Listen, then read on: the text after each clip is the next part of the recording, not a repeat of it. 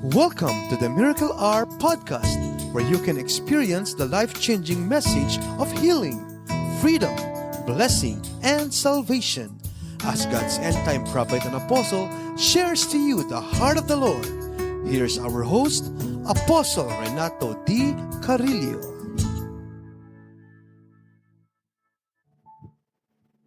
So habang nananalangin ako kahapon, the Lord visited me. And the Holy Spirit showed me, umiiyak ang Panginoong Isus habang nagpipray. That the heart of the Lord was broken, groaning, grieving. At yung pagyak ng Lord ay, first time kong nakita, magmula na ako'y maligtas. That the tears flowing in His eyes is like rivers of water. It flows continually. Okay, magtatanong, sino iniiyakan ng Lord? The church. Hindi nakaabot ang church sa standard na hinahanap niya. Hindi nilakaran ng church yung pagkakatawag niya. Lungkot na lungkot ang puso ng Lord. Puno ng kabigatan. Sa naging kalagayan ng church, lalo sa Amerika. Sa bawat bansa sa buong mundo. Sa bansang ito, the church caused the Lord to weep, to cry, to have a broken heart. The church caused the Lord to intercede and cry and appeal to the Father to forgive the church, to restore the church, to bring the church back to her calling. And the Holy Spirit moved me to cry with the Lord, to weep with the Lord, to groan with the Lord, and to appeal to the Father for His mercy for the church. Sometimes I'm thinking, dapat yung ganong bagay hindi nangyayari sa Panginoong Hesus. Dapat puno siya ng kagalakan, katuwaan. Puno siya ng kaluguran. But the situation, reverse, na ang nangyari ay kabaliktaran. Have showed me na lungkot na lungkot siya sa naging kalagayan ng church. I don't know how to explain and what is the right word to use. Dahil ayaw nating i-downgrade ang church. But the Lord have showed me in the Bible, no one is exempted. Everybody must repent. Napakababa nung naging kalagayan ng church. Hindi siya yung inaasahan ng Lord na makita. Na imbis na ang church ay magbigay ng malaking karangalan sa kanya, mga prophecy, minitiwan ng mga prophet, ang ginagawa ng mga evangelists, pastor, teachers, at ang mga nagkiklaim na sila ay apostle, na dapat pinoprove sa buhay, sa anointings, sa mandate, sa calling, at sa fruit ng ministry, ay hindi nakaabot sa standard ng Lord. Too low, too far. And this is the reason why we are weeping and crying here. Because I joined the Lord in His agony. We joined the Lord with a broken heart. And He showed me na ang church ay gumagalaw, nagpa-prophecy, kumikilos, nag-evangelize, nananalangin, doing many things, boasting of many things, traveling worldwide, calling everybody to listen to them, to their prophecy, and see their works, their ministry. And the Lord said, the church have lost her first love. Meron tayong magtatanong, ano ba ang first love sa mata ng Diyos? Ito ba yung pag-iwas sa tawag? Hindi pag-aawa ng tungkulin? Pagnanakaw ng first fruit, tithe and offering? Ito ba yung bagsak na prayer life? Ito ba yung kawalan ng commitment, dedication, consecration ng life? Ito ba yung kawalan ng katapatan? Ito ba yung paglakad sa laman at worldliness at association, collaboration sa system ng mundo? Ano ba ang first love sa mata ng Panginoong Jesucristo as far as the church is concerned? In the book of Mark, the Lord speak the first commandment. And he said to the church, to all, Mark 12:30, and you shall love the Lord your God with all your heart, with all your soul, with all your mind, and with all your strength. This is the first commandment. Ito yung first love as far as the Lord Jesus Christ is concerned.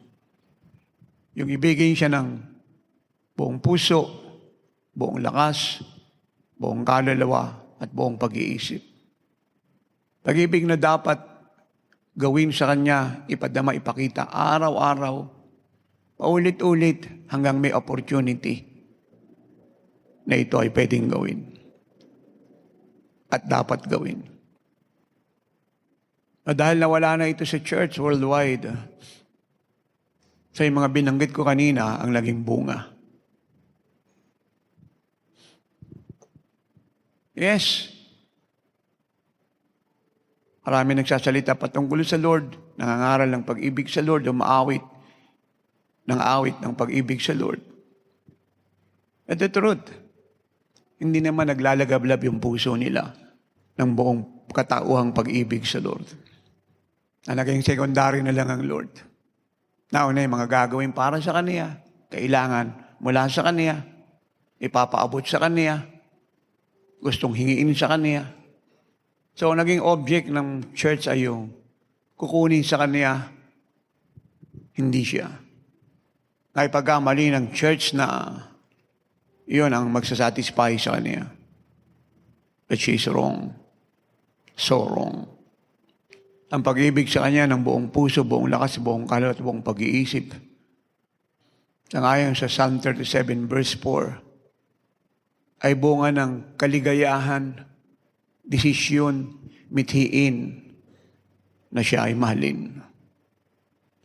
Delight yourself also in the Lord, and He shall give you the desires of your heart. Delight yourself also in the Lord, and He shall give you the desires of your heart.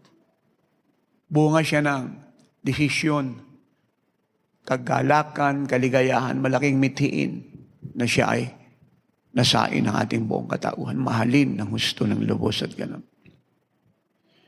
Hindi na siya nagagawa ng church at nasa pipol kasi masyado na siyang pagod sa mga ginagawa patungkol sa Lord. Kaya talagang siya ay pagod na pagod.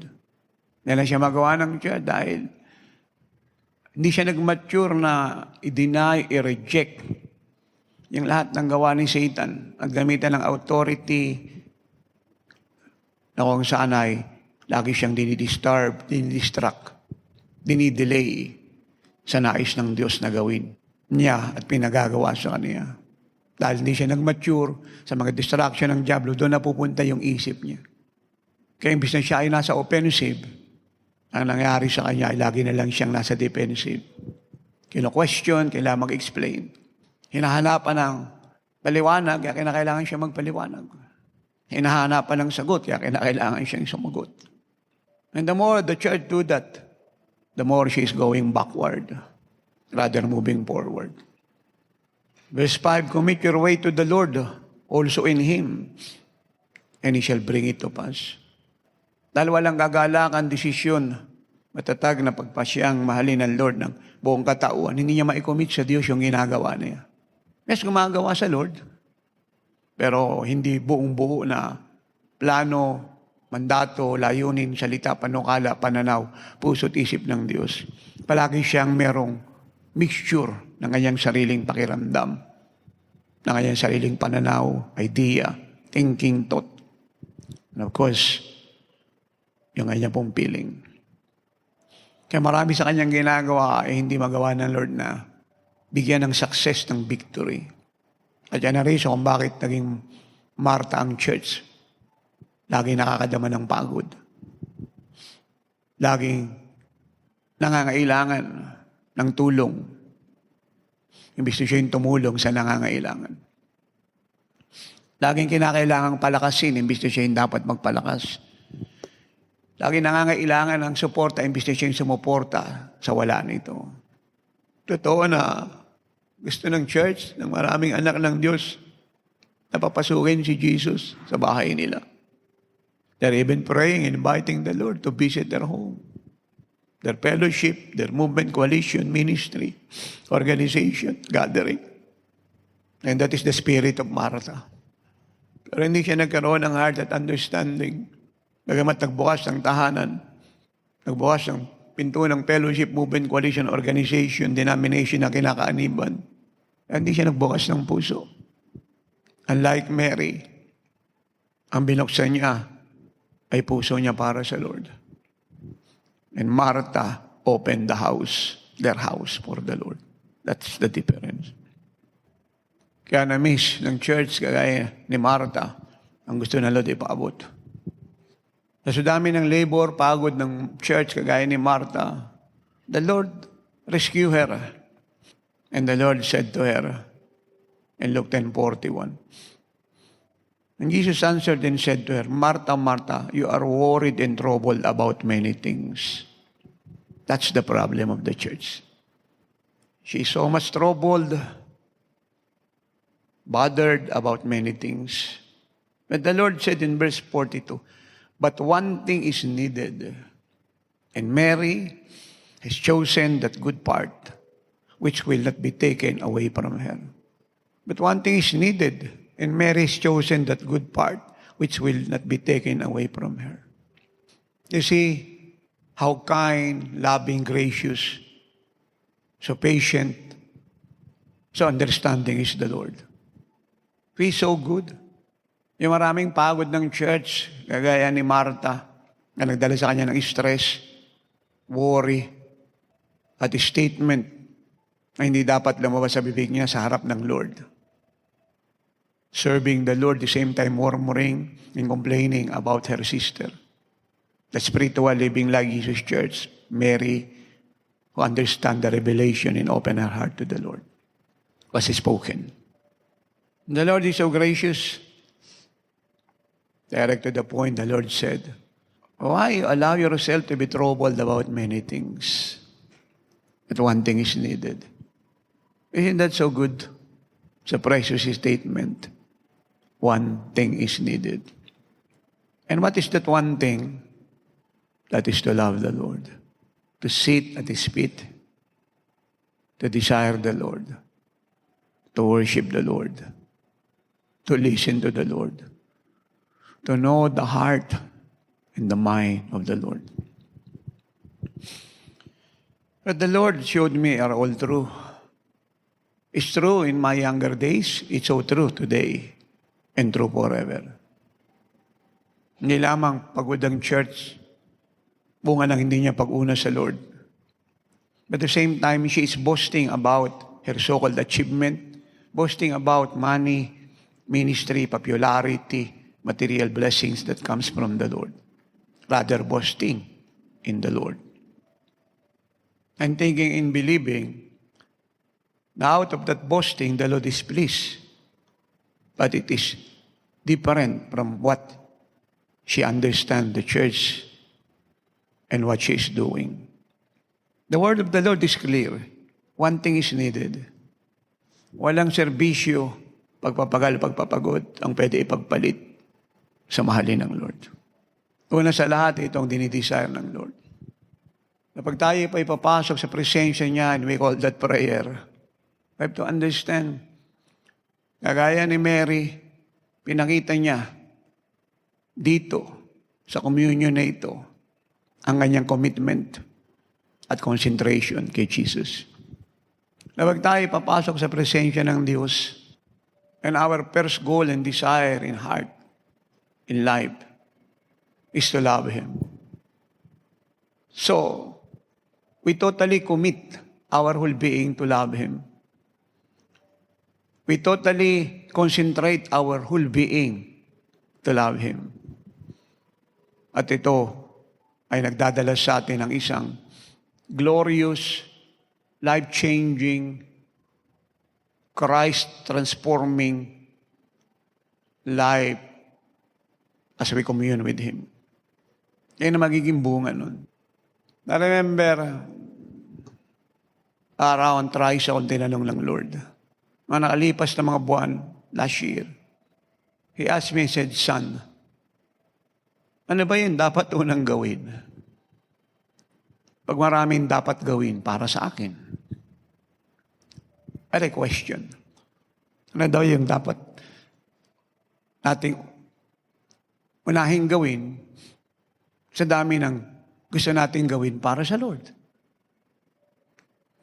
And even before I answer, the Lord answer and said to me, hindi ba anak, ang dapat unahin sa dami ng dapat gawin sa akin, at sa dami ng gustong gawin sa akin, hindi alam kung ano yung dapat unahin gawin, hindi ba ang dapat unahin ay ako? Ang mahalin ako? Ang makinig sa sasabihin ko? Para matulungan ko ang mga anak ko. May turo kung anong tama, kung anong mabuti. Kung anong nararapat. Para kung ano man ang pangangailangan niya riyan, pera, full-time, panibagong outreach, paglago ng ministry, soul winning, restoration ng relationship, breakthrough ng business, maranasan ang kanyang greater glory days, ay maibigay ko sa kanya ang nararapat upang lahat ng ito ay dumating sa kanya. Ang hindi siya nagpagal, nagpakahirap sa kanyang sariling lakas, kagaya ni Marta, at ito ay dadating sa kanya sa pamamagitan ng lakas ko na ibibigay ko sa kanya. Even the Lord said, it is not by might nor by power, but by my Spirit. Ito ang reason kung bakit ang church ay walang revelation, puro information yung dala niya. Puro agony in the flesh, hindi life in the Spirit. Ito yung reason kung bakit wala siyang contentment. Palagi siyang nakikipag-content sa Lord. Ito yung reason bakit hindi siya persistent. Madali siyang mag-give up, madaling mag-back out, madaling mag-quit, madaling umayaw. Ito yung reason bakit hindi siya praiser ng Diyos. Siya nagiging murmurer, complainer. Maraming kina-question. Maraming ini-explain, maraming nire-reason out. Because she is doing her own thing in the name of the Lord without the Lord's strength. Ito yung reason bakit niya kino-compromise ang truth. Kaysa mag-commit ng gusto sa truth at kung ano man ang consequences ng paninindigan sa Lord, ay hindi niya inaalala kung anong presyong babayaran. Dahil alam niya, the Lord will defend her. Ito ang reason kung bakit nagiging panakibutas na lang ang salita ng Diyos sa marami. Panakibutas na lang yung salitang grace. Because they violated the morality of God. They violated the purity of God. They violated the holiness of God. With the consent of their leaders, parents, who compromised the truth. Ito yung reason kung bakit mas after pa ang church sa sasabihin ng kamag-anak ng tao, yung kapitbahay, yung nasa paligid, kaysa mag-repent, mag-ayos ang sarili at manindigan at magsabing, mali na ang nangyari, hindi ko itutuloy ang panibagong kamalian, just to cover the crime and to obey what the world will say, our neighbors and our relatives and our sisters and brothers in the Lord in the church will say. Ay, hindi na unawaan ng church ang dinidepensa niya na ngayon at pinaglalaban ni sarili niyang reputasyon, not the glory of Christ. And let me repeat that. Hindi niya naintindihan ang pinaglalaban niya na ngayon ay reputasyon niya, sarili niya. Family name, sasabihin ng tao, not the glory of Christ. Of course, ang grace ng Diyos ay hindi nawawala. The more sin abound, the more His grace abound. But it doesn't mean to say na dahil siya ay gracious, loving, forgiving, kind, and so faithful, ay gagawin natin siya alternative. At okay na lang na siya'y masaktan, umiyak, para i-relieve yung ating sarili sa kasalanan tayo may gawa. Sa kahiyang tayo yung nagbigay sa kanyang harapan. Pero siya'y nagbabata ng ating mga pagsuway. Hindi yun ang purpose ng grace. Why it was given to everybody, to the church. That is not the purpose. And the purpose of that grace is to glorify Him, to defend His name, to stand in His truth, to be committed and dedicated to what is right, to reject what is wrong, to renounce the work of the devil, to embrace, in spite of threat and martyrdom, the truth of the Lord, and be committed to Him more than any person in the face of the earth. But to fear no one but God in sin, not any human being. In the book of Luke chapter 7, a very unique scene takes place in the house of Simon the Pharisee. Very few understand what takes place in this event. Very few understand the lamentation of the Lord. Dahil siya po ay nalulungkot na sinayang ng napakaraming tao sa bahay ni Simon na Pariseo. At si Simon mismo na isang Pharisees na leader ng Jewish community.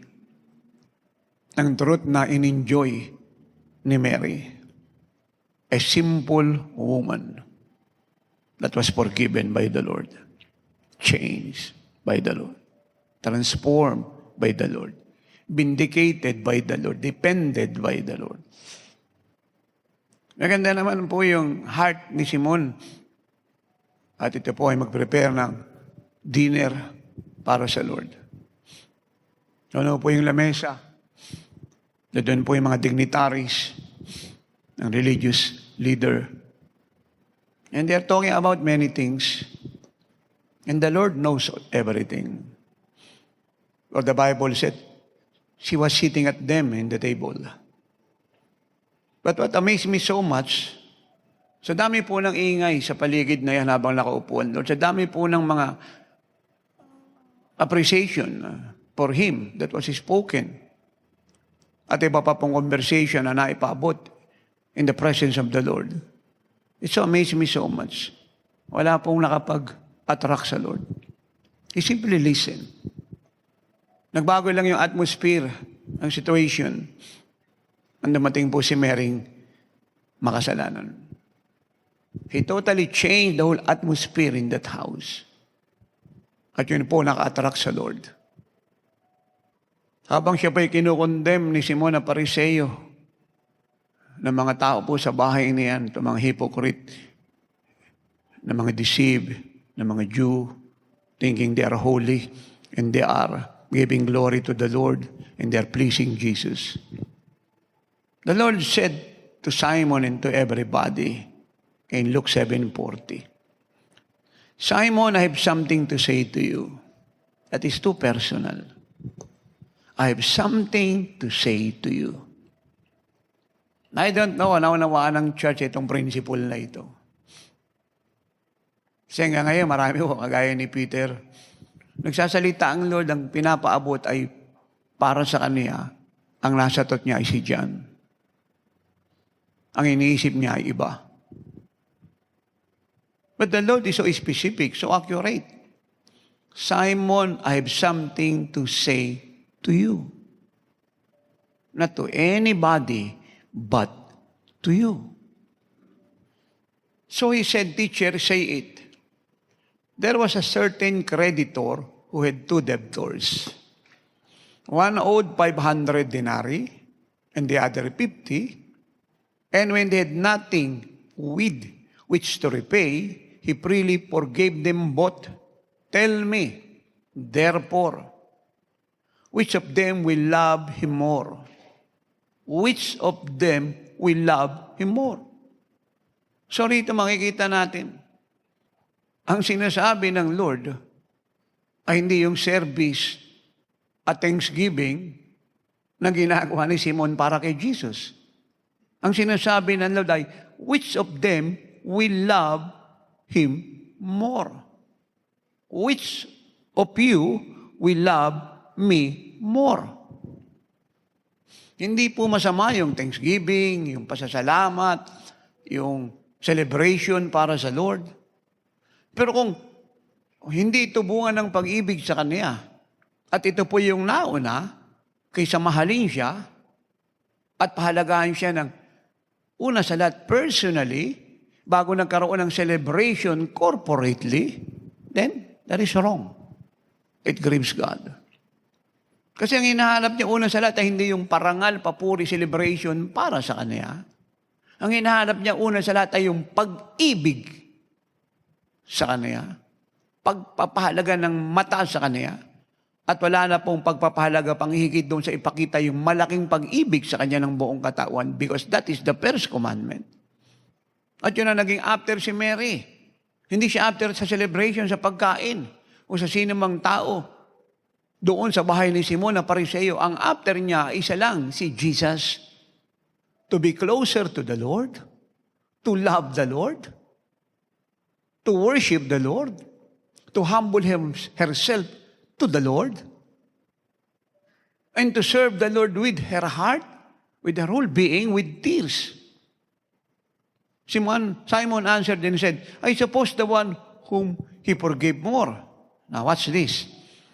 And Jesus said to him, you have rightly judged. Then he turned to the woman and he said to Simon, do you see this woman? You see? Ang nakikita po ng church ngayon, celebration for the Lord. Gathering about the Lord. Service for the Lord. Prophecy for the Lord. Prayer for the Lord. And many things for the Lord. Hindi po pangit at masama yan. But that is not the first commandment. Do you see this woman? I entered your house. You gave me no water for my feet. But she washed my feet with her tears and wiped them with the hair of her head. You gave me no kiss, but this woman has not ceased to kiss my feet since the time I came in. You did not anoint my head with oil, but this woman has anointed my feet with fragrant oil. Therefore I say to you, her sins, which are many, are forgiven, for she loved much. Do you hear the voice of the Lord? Do you understand the heart of the Lord? For she loved much. Natutuwa ako sa ginawa mo, Simon. Naganda ka, pinarangalan ako. Pero yung ginawa ng babaeng ito, mas deeper. Mas simple, glorious, that caught my attention. Eh, nung pumasok ako ng bahay mo, hindi mo hinugasan yung paa ko. Pero siya, hinugasan niya ng luha niya, kinuskus niya ng buhok niya. Eh, sa custom po nila, hindi po tama yun eh. It's against the law. But Mary, break it. Kasi pag pinag-usapan natin ang pag-ibig sa Lord, we will break many laws. We will break even our own laws. We will break many feelings. We will even break our own feelings. We will break the rules of the house, even our own rules. We will break many things just to prove our love to the Lord. In fact, hindi naman inimbita si Mary rito eh. Kaya nga nagre-react sila eh. Kasi ano siya, gate crusher. Idagdag pa sa mata ng marami, sinful siya. Pero sa mata ni Jesus, siya po ay lover ng Lord. You gave me no kiss, but this woman has not ceased to kiss my feet since the time I came in. Aming pag-ibig.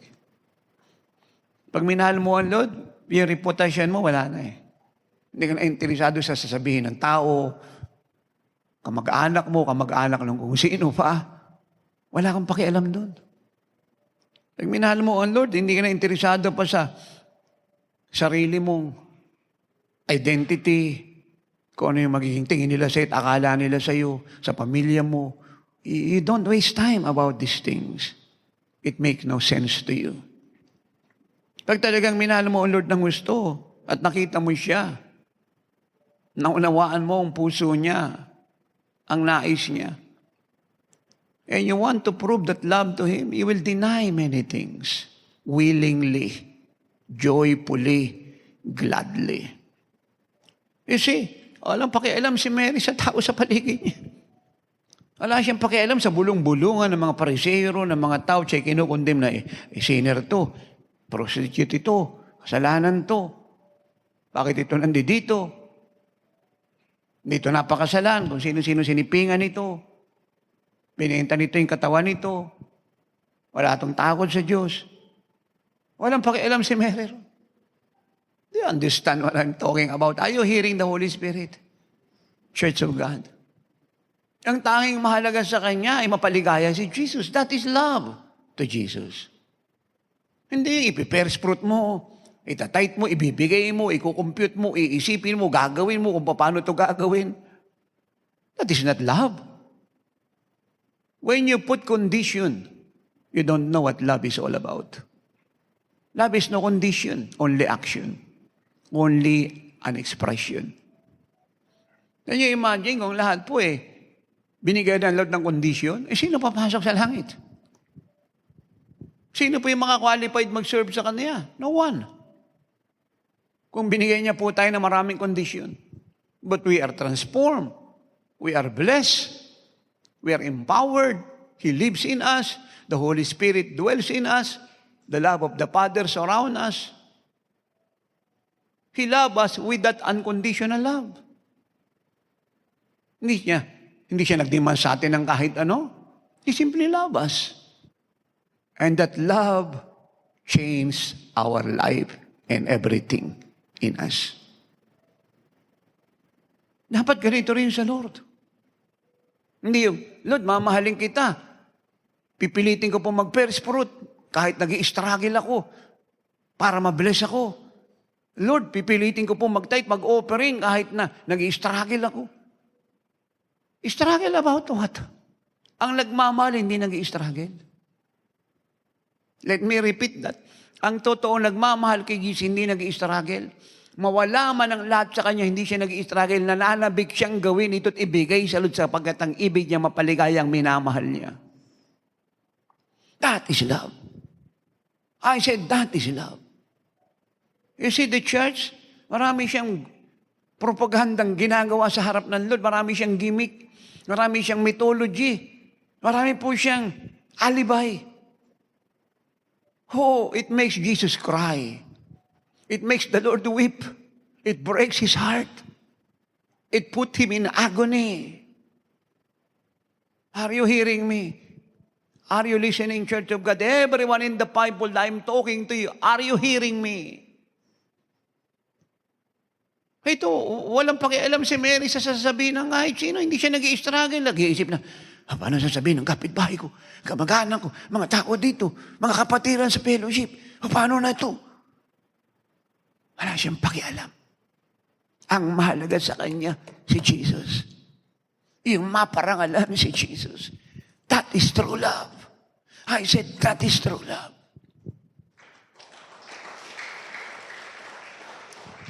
I advise, sino man yung nasa Bible pababa sa kongregasyon, anumang denomination yung kinalalagay mo at coalition, my advice, siya sa atin mo yung puso mo at sinasabi mong love sa Lord.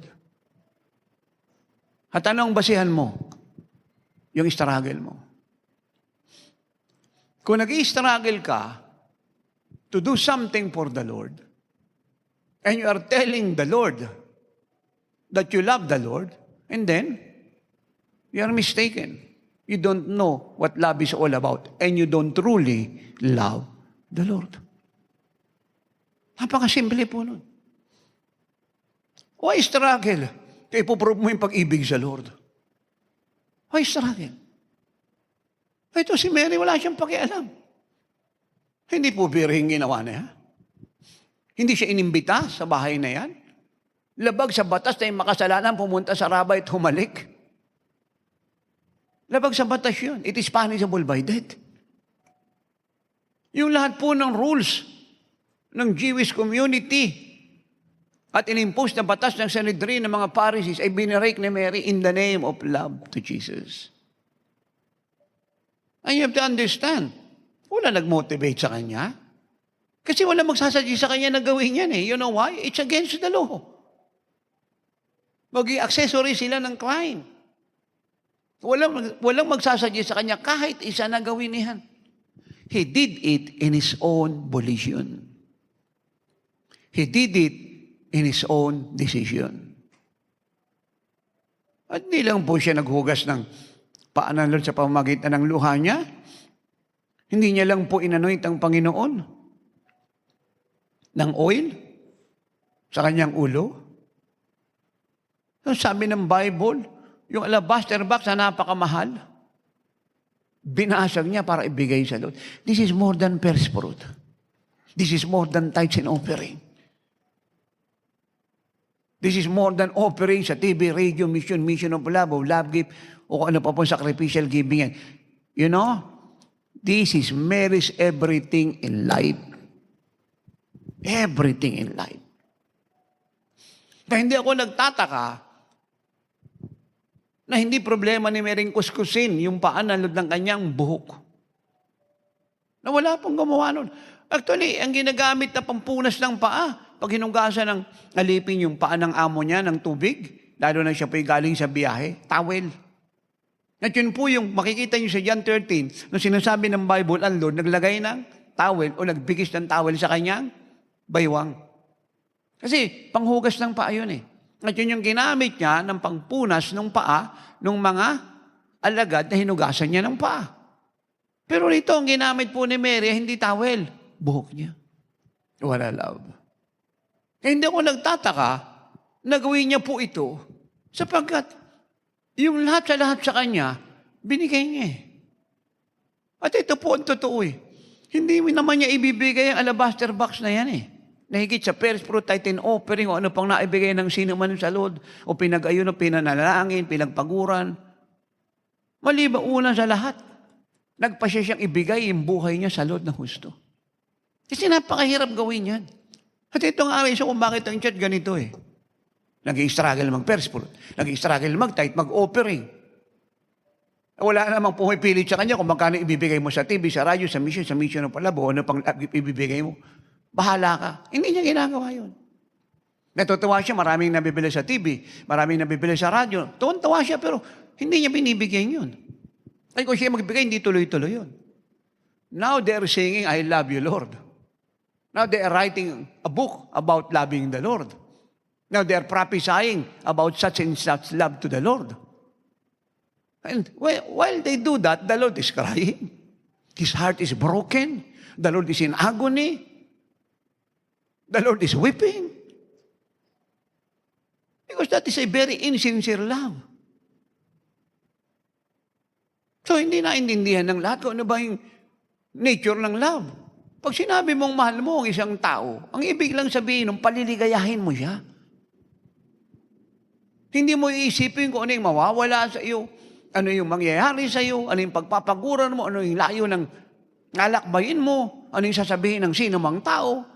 You don't care about these things. You only care for one thing, to show to that person, to the Lord, that you really, truly love Him.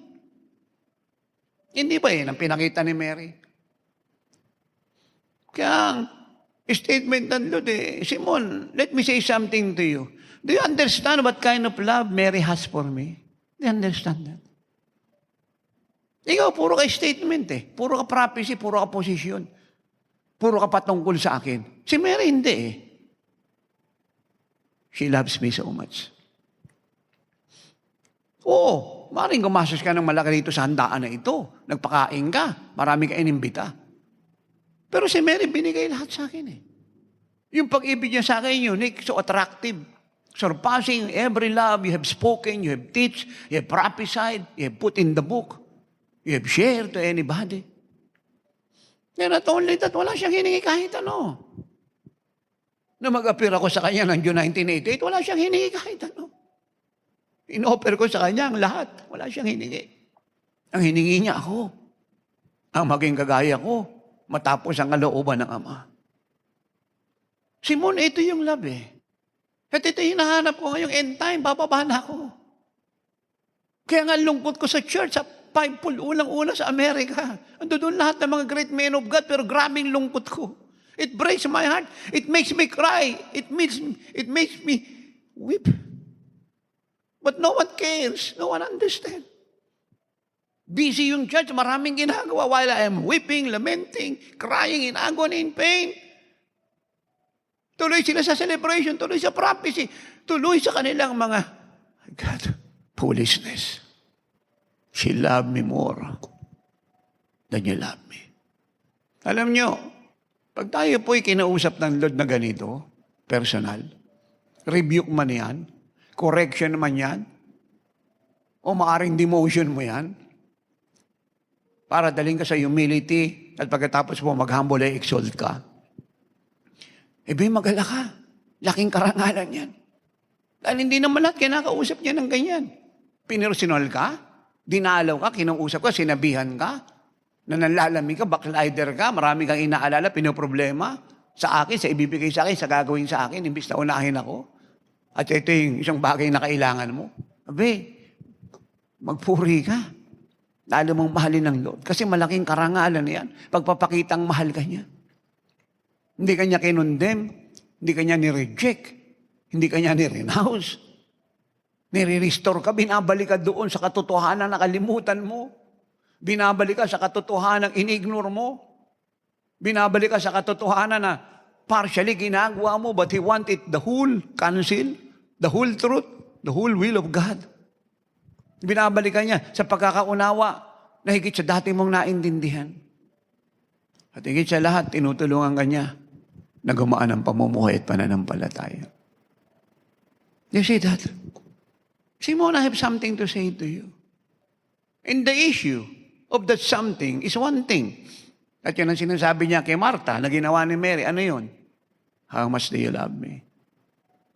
Eh, naglilingkod ka sa akin, pero pumasok ako lang bahay mo, hindi mo naman ako hinugasan ng paa. Yung pride mo, ayaw mong ibaba. Kasi leader ka eh. Pero ito, hindi tubig yung pinanglinis sa paa ko, luha niya. At hindi basahan yung pinampunas niya sa paa ko, buhok niya. At hindi siya nagbigay lang ng tithe offering pagkatapos na maraming struggle at nag-iisip magbigay ng perper kung ilang buwan niyang ibibigay ito sa akin. Yung lahat ng meron siya, yung alabaster box na napakamahal, binasag niya sa harap niyo, inalay sa akin. Eh, nung pumasok ako ng bahay mo, Simon, may kaya ka, mayaman ka, blessed ka eh. Wala ako na amoy na pabango galing alabaster box. Buti na lang dumating si Mary. Makasalanan, nire-reject ninyo. Kinukundina ninyo.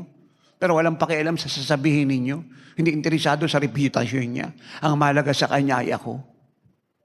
E binasag yung alabaster box. Saka lang bumango yung bahay mo, Simon. Oh, you have to understand that. Alam nyo, pag naabot natin yung demand ng Lord ng totoong pag-ibig, yung bahay po natin palagi pong mabango. At ang nagpabango puro na yung atmosphere ng presence ng Diyos. No amount of perfume kay gaano kamahal sa buong mundo ang hihigitan niyan. At yung bahay mo ay naging atmosphere ng langit dito sa lupa. Nagod na po yung church. Marami siyang sinasabi sa Lord. Alimutan niya ng pumayapa sa harap ng Lord at umupo. At harapin ang katotohanan at magsabing, Lord, bakit ang bagal kong lumago? Pati yung pinapastoran ko.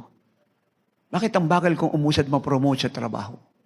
Bakit ang bagal ko, Lord God, na magkaroon ng blessing kahit ito na yung kaganapan ng mga pangako at propesya mo? Bakit meron akong misang kinakatakutan, inaalala? Bakit parang hindi ko madama yung 100% na joy at peace na pinangako mo pero totoo yan, na nararanasan ng mga kapatid ko? Why, Lord? The church has no time inquiring the Lord. She's so much busy about things for the Lord. Pero upo ka lang, gaya ni Mary. Mary, kapatid ni Lazarus, si Mary Magdalene. You will know the answer. Why? Lord, bata pa ako, bakit parang lagi ko nangihina, meron akong dinaramdam? Bakit minsan magulo isip ko? Bakit itong matandang kapatira na to, 80 plus, ang lakas-lakas, mapayapa? Why, Lord? Eh, wala nang sarili. Why? You know the reason why. Alam niyo kung anong sasagot ng Diyos? Isa lang. Your heart. Your first love to me. Listen. Pag ang pag-ibig natin sa Lord ay naapektuhan, lahat ng bahagi ng buhay mo, lahat, pati hinaharap mo, apektado. Lahat. Hindi ilan, lahat. Hindi niya napansin, bago binalik ng Lord si Peter sa tawag niya, kasi meron siyang stopover eh. Bago siya na-restore sa ministry niya, anong unang ginawa na Lord? Ni-restore muna yung pag-ibig niya sa Kanya. Hindi ka talaga na-restore eh. Ibang una sa lahat, na-restore yung love mo sa Lord. Kasi yung first commandment. Huwag natin kakalimutan yan. At kailangan marinig to ng church para yung deception matagal na nag-hook sa Kanya, nag-bound, at nag-alipin sa Kanya ay ma-break. Masira. Hindi ka totoong na-restore. Kaya anong klaseng restoration yan? Kaya natapos mo yung disciplinary action na yan with all humility. Salamat sa lahat ng yan. Pero kung yung pag-ibig mo sa Lord, una sa lahat ay hindi na-restore, na siyang riso kung bakit may kasalanang dumating, kung bakit may panlalamig, kung bakit may gawa ng laman, kung bakit may pag-atras, kung bakit may pagod, may stress, at maraming agony na tinatawag na maraming suffering for Jesus. Actually, hindi suffering for Jesus yun. It is their own suffering. They did it. It is their own doing. Dahil yung pag-ibig sa Lord, nawala. Kaya nang sabi ng Lord kay Peter 3 ulit, do you love me more than this? Hindi pinag-usapan yung trabaho niya Primary speaking, yung ministeryo na niyang sinabi ng Lord sa kanya, kaya nga siya tinawag Alam niya kung anong tawag niya Pero ang unang-unang pinag-uusapan doon sabi ng Lord, specific, 3 ulit, do you love me more than this? Anong pinag-uusapan yung pag-ibig? At nung sumagot si Peter, na mahal niya ang Lord, at alam niya na sinasabi niya, hindi, saka lang siya na-restore sa tawag niya. Kaya dapat maintindihan to ng church. Ang talagang restoration ng sino man na hindi natapos niya yung 2 taong disciplinary action na yan. Depende sa gravity ng immorality niya yan. At kahit sino mag-intervene niya, na ibalik siya kaagad nang walang approval ng Lord yan at ang authorized leadership, rejected lahat yan. Hindi pwedeng magsabi ang sino mang babalik na ito dahil merong nag-interfere na magulang o pastor o bishop na nakita niya isang buwan na to. Kaya umabot pa siya ng 2 taon dyan, hindi pa siya restore dahil ang restoration wala sa taon. Nasa pag-ibig sa Lord. Nang sabi ko, restoration wala ron sa taong tinapos mo sa pag-ibig sa Lord. Naghahanap po yung immorality sa body of Christ sa buong mundo. Ayaw pong makasal ng marami na malinis siya. Ayaw makasal ng lalaki na malinis yung pakakasalan niya. Ayaw nila nun. Yung love po nila, puro advance. It grieves God. It makes Jesus cry. Of course, by the grace of God, nahugasan yung kasalanan ng dugo ng Lord, they will be restored. Pero hindi po ba mas maganda? At hindi ito condemnation sa sino man.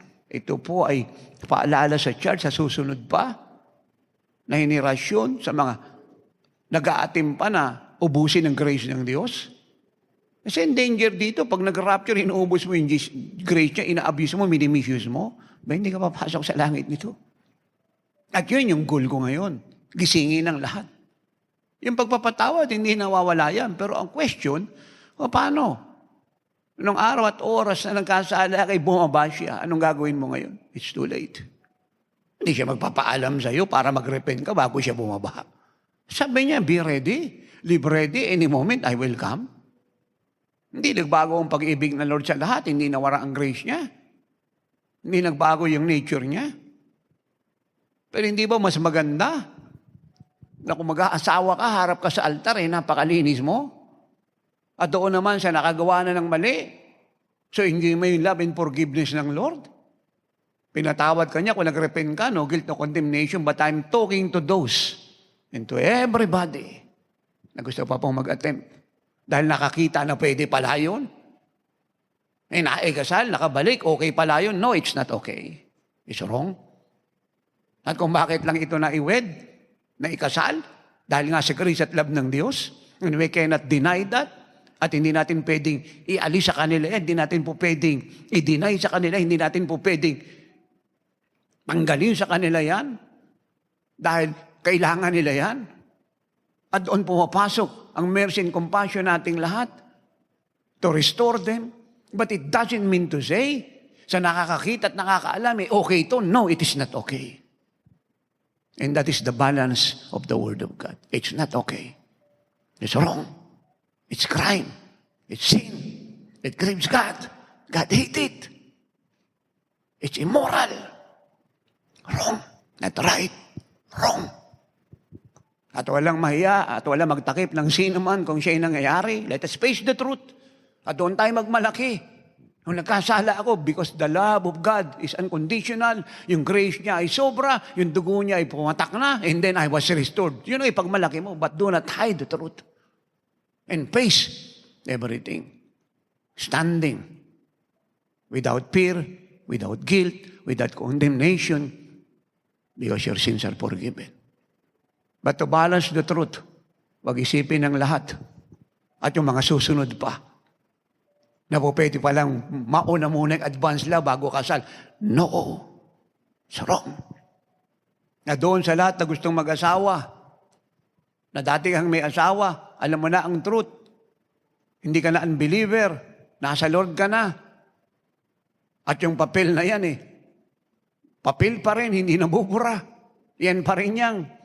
Hindi yung taon ang pinag-uusapan ko, 3, 5, 7 taon. Nahiwalay na kayo o 10. Pero kahit umabot ka pa dyan ng 30 years hanggang yung papel ay nandiyan dyan, siya ay valid. At wala kang karapatang mag-asawa. At walang dahilan para ikasal ka ng sino man. Hanggang ang papel ay intact. Especially, nasa Lord ka na. At wag isipin ng marami na, bakit yung ibang mga wala sa Lord nakakasumpong ng mercy? Bakit yung mga dating ala sa Lord na ito yung kalagayan at napunta sa Lord nakakasumpong ng grace? Actually, lahat naman nakasumpong ng mercy at grace. Ang pagkakain mo lang, iba mo lang, inabuso mo. Kasi alam mo na ang truth binarake mo yung law. Dapat, ang una mong ginagawa mo na dyan, inaayos yun, dapat ayusin ang mga papel na yan. According to God's law, and according to the law of the land that must submit to the law of God. At tinignan mo na yung sitwasyon at pangyari, ano ba yung reason kung bakit kayo nagkaganito? Ito ba yung minor age na nag-asawa ka, ni-rape ka ba, ano bang reason? Pinuros ka ba ng magulang mo? Sinaalam mo na lahat yan. Malibang itong mga ito ay hindi na deal, then, kay 10 taong ka nang hindi nakikisama sa asawa mong lalaki o asawa mong babae. Pero nasa Lord ka, alam mo kung ano ang tama, ang papel ay valid. At hindi na didil yung mga issue na yan. You cannot get married. You cannot. Dahil maliwanag ang sabi ng Bible. Hindi yung taon na hindi kayo nagsasama. Kinasal kayo. Ang basehan, hindi yung taon na hindi na kayo nagsasama. Ang basehan, may asawa ka. Yung papel na pinirmahan mo. Sinaksihan ng mga magulang mo. Nakita ng mga witness. At yun yung problema ng church ngayon. In the name of so-called grace, they abuse it. And the Lord is crying. How many times na kailangan marinig ng church sa Amerika that God hate divorce? How many times? Ako, hindi ko kinakala marinig ang tinig ng Lord na He hate divorce ng 10 ulit. Isang salita niya lang, naniniwala ako. Kasi hindi siya nagbibiro, hindi siya nagsisinungaling. Ano sabihin sa akin ng church sa Amerika ang kinokopya ng mga churches dito sa buong mundo na, kasi meron naman divorce law sa US sa South America, sa Europe, sa Singapore, kung saan pa, sa Taiwan, at iba pang so-called modern na bansa, na yung pagka-modern niya ay doom to gloom. At gusto niya pang mas maging modern kaysa sa Sodom at Gomorrah. Bakit di ino-honor ng Diyos yun? At di na po pwedeng gamitin yung batas na yan para magpunta ng divorce and then remarry, divorce and then remarry. Dahil nga, ito yung batas dito, wala tayong magawa.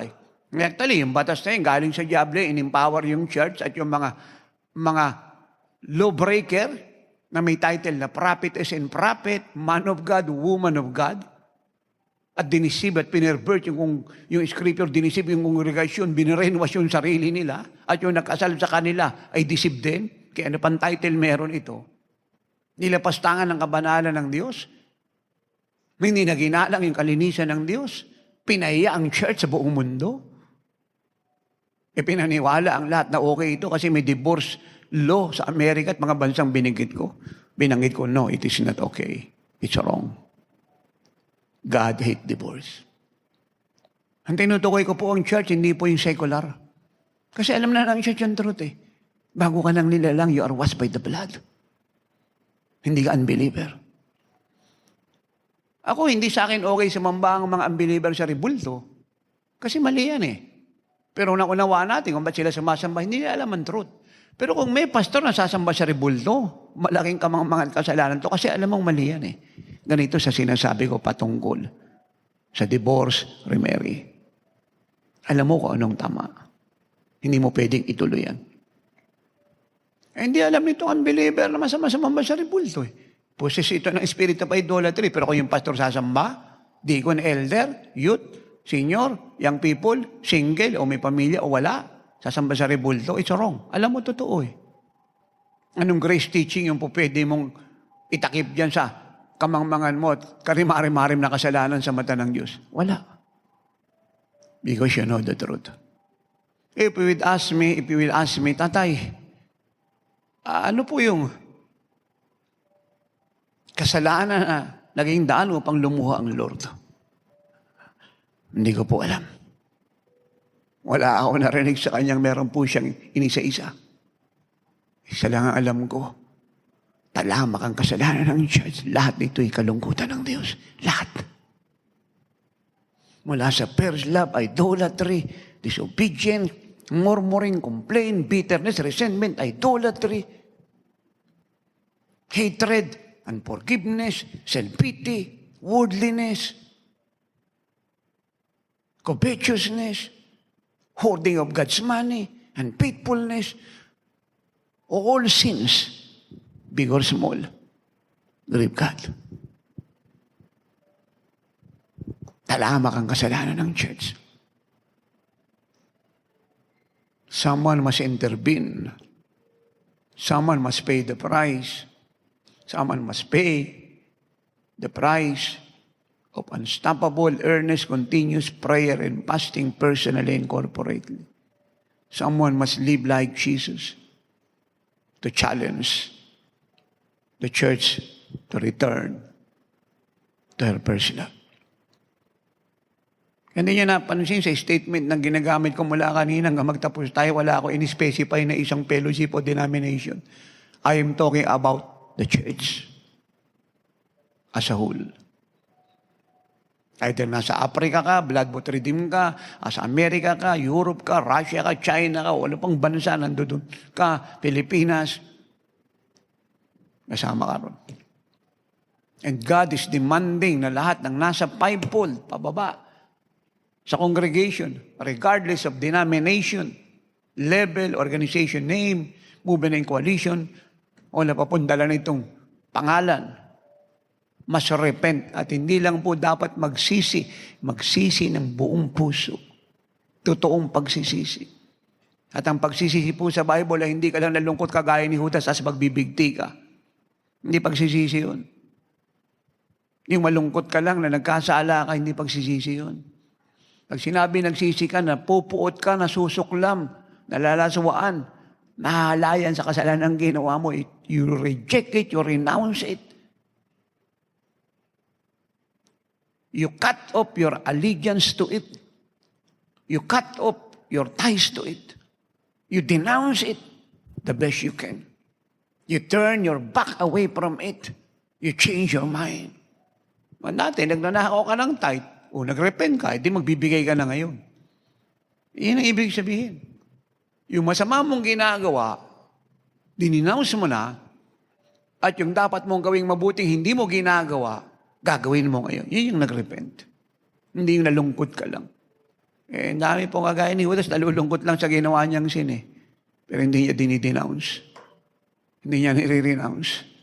Hindi siya nagbabago ng isip at puso. Ay hindi siya nare-restore. Yung totoong repentance, yung prodigal son.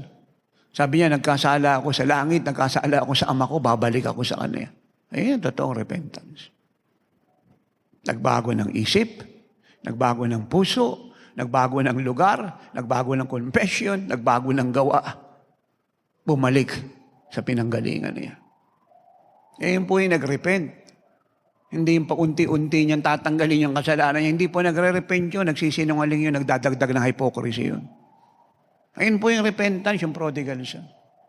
Nagkasala ako sa langit, nagkasala ako sa tatay ko, babalik ako sa kanya. Inadmit niya yung kasalanan niya, iniwan niya yung kinalalagyan niya. Bumalik siya roon sa pinanggalingan niya. Lahat ng substance ng repentance, pinakita niya. Change of confession, change of mind, change of heart, change of position, change of action. Yan po ang totoong repentance. Makikita mo yung bunga ng pagsisisi. Yan yung sinasabi ni John the Baptist sa mga Jews, sa mga Pharisees. Nagpapabautismo sila kay John the Baptist sa Jordan River. But John the Baptist said to them, "You hypocrite." I quote verse 8 of chapter 3 ng book of Matthew and book of Luke. You hypocrite. Ipakita niyo muna yung bunga ng pagsisisi niyo. Papabautismo kayo sa akin, hindi naman kayo nagsisisi. Ipakita niyo muna yung bunga ng pagsisisi niyo bago kayo pabaptize.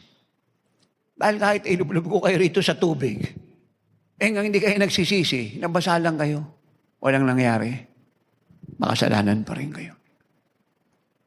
So, ibig sabihin, yung alam mong maliit o malaki, nakasalanan, dininounce mo siya, inayawan mo, tinakwil mo, at hindi mo nagagawin. At yung tama na hindi mo ginagawa noon, kung ba't ka nagkasala, yun ang gagawin mo ngayon. At sobra pa ang gagawin mo. Kasi bumalik ka na eh. Yun yung nagsisi. May ngayon, puro altar call lang. Nalulungkot. Kahit pa paano iba minsan umiyak kasi malakas yung conviction yung presence ng Holy Spirit malakas sa harap. Ngayon, umiyak sila. Pero paglabas, hindi mo nakita yung pagbabago. Paglabas, chismis na naman siya. Depensa na naman siya sa sarili niya. Akusa na naman siya. Reklamo na naman siya. Marami na naman siyang hinahalongkat ng mga nakalipas. So, hindi nagsisi. Nakumbik lang yun. Marami din naman, hindi naman umiyak, pero nagbago ng isip. Nagbago ng puso. Ayun ang nagrepent. Kaya ang repentance talaga, hindi emotion yan decision. To change. Let me repeat, repentance is not an emotion. It is a decision to change. Kaya hindi ka umiiyak, basta nagpasya ka magbago. Pero siyempre, kung mas malakas ang conviction, kung ako tatanong, mas magandang nagpalaho ka ng iyak diyan, sa hiya sa Lord, kasabay ng pagbabago ng isip mo. Kaya lang, problema nga, marami po emotion lang, walang decision to change.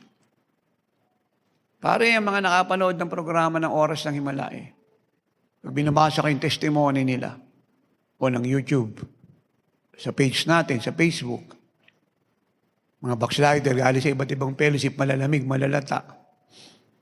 Nung nakita tayo rito sa mga binanggit kong means and ways, tinatch ng Lord, nagrepent, tinakwil yung maling gawa, nagbago ng isip at puso. Ini-enjoy ngayon yung biyaya ng Lord. Iba, dating tomboy. So, na mag-repent, dininounce po yun. Iba, dating bakla, na-convert, bumalik sa pagkabakla.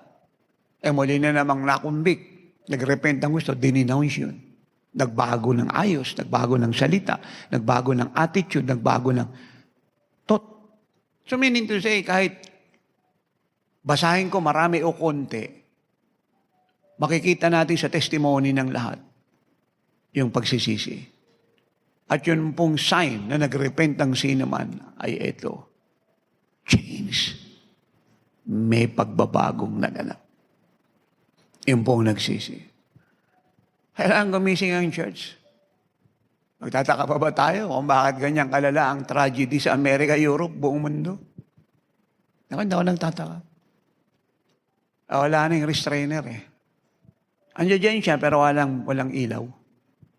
Andiyan dyan siya pero walang sabor. Hindi na siya nag-function bilang salt and light. Nagtuturo siya nangangaral. Gaganda na Amerikana, may aeroplano, grabe yung mga mansyon, grabe yung sasakyan, grabe yung pera, yung dollar, yung euro, iba pang material things. The church has everything. But she lost her testimony. Jesus isa ulit siya, huwag na tayo magdagdag pa ng luha ng Lord. Huwag na tayo magdagdag pa ng brokenness ng Lord. Huwag po nating piliting sumunod.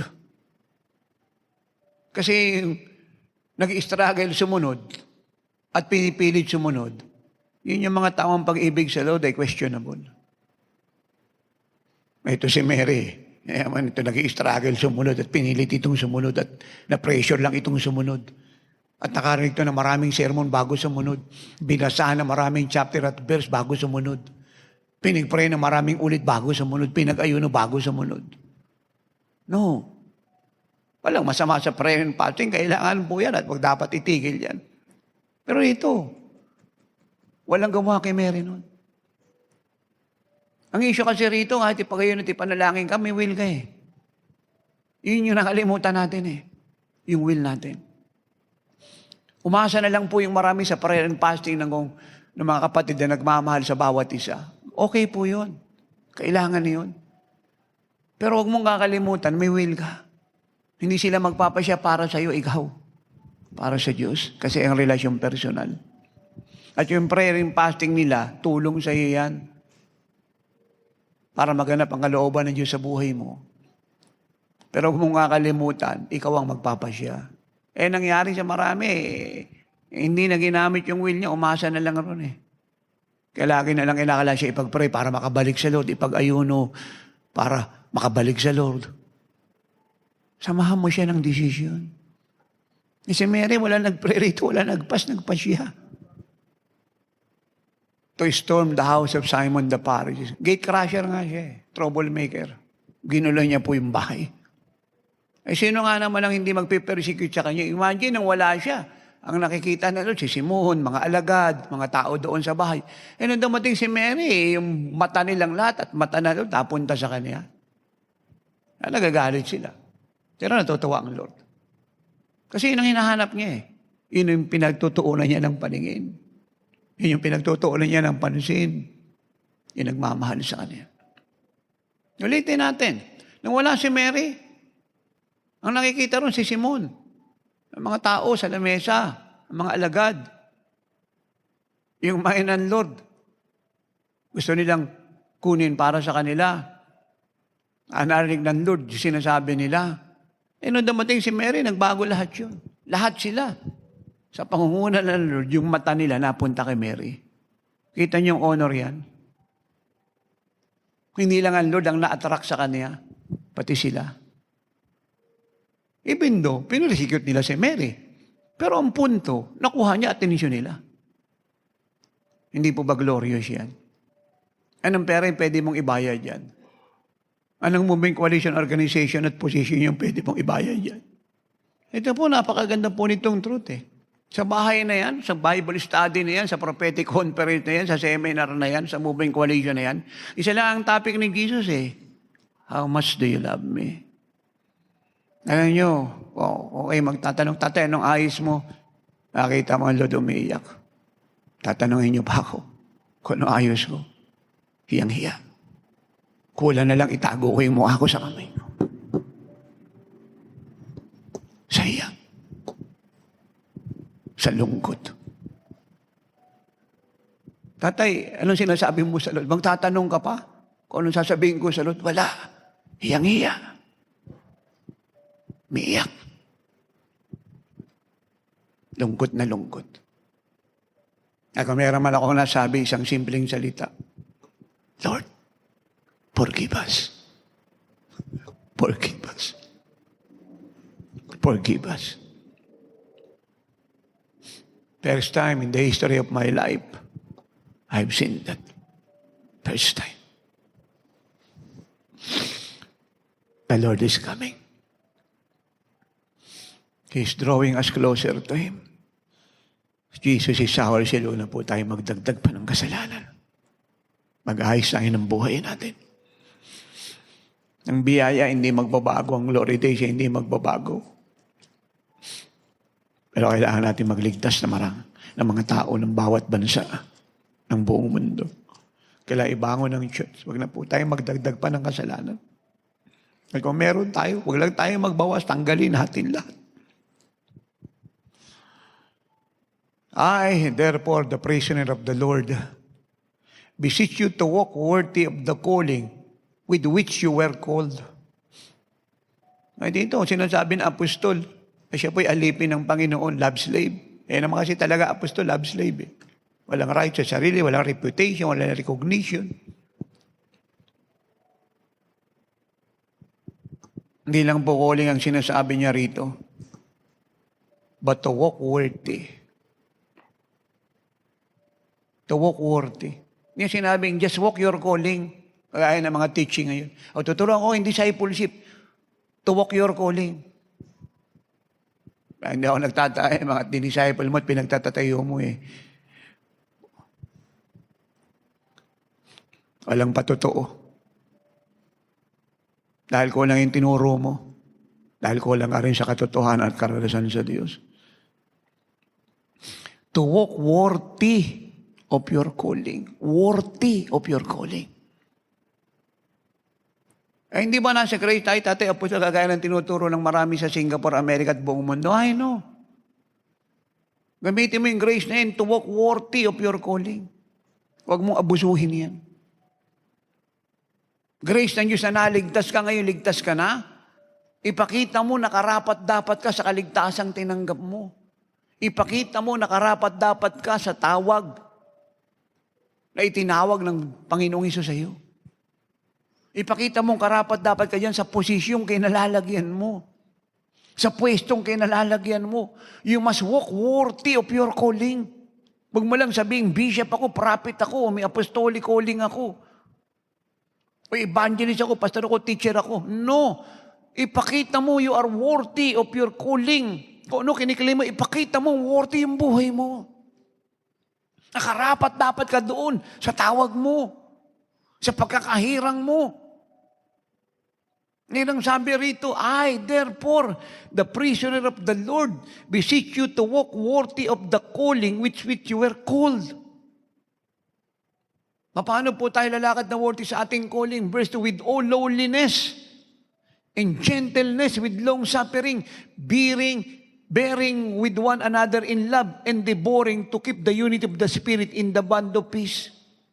Na meron daw pong kaamuan, gentleness, long suffering, pagtitiis, pagtsatsaga, na puno ng pag-ibig, minimithi na panatili ng pagkakaisa sa Espiritu Santo in the bond of peace, not division, not hatred, resentment, bitterness, not the works of the flesh, but the fruit of the Spirit, keeping the unity of the Spirit in the bond of peace. Why? Because there is one body, the church.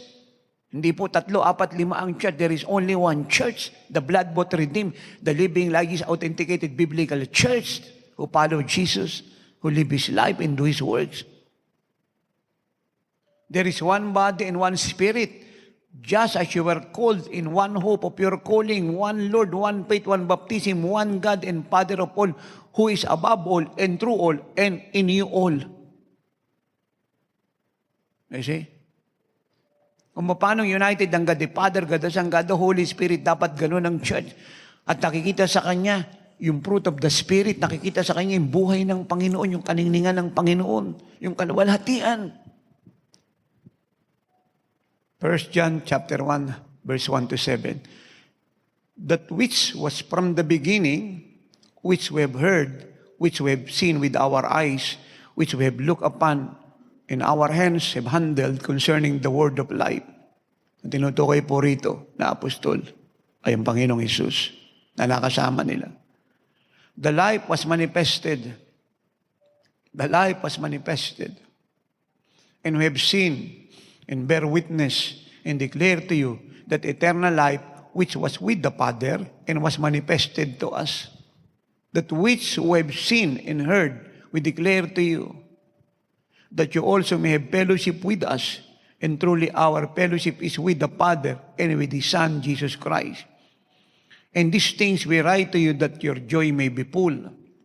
5. This is the message which we have heard from him and declare to you that God is light, and in him is no darkness at all.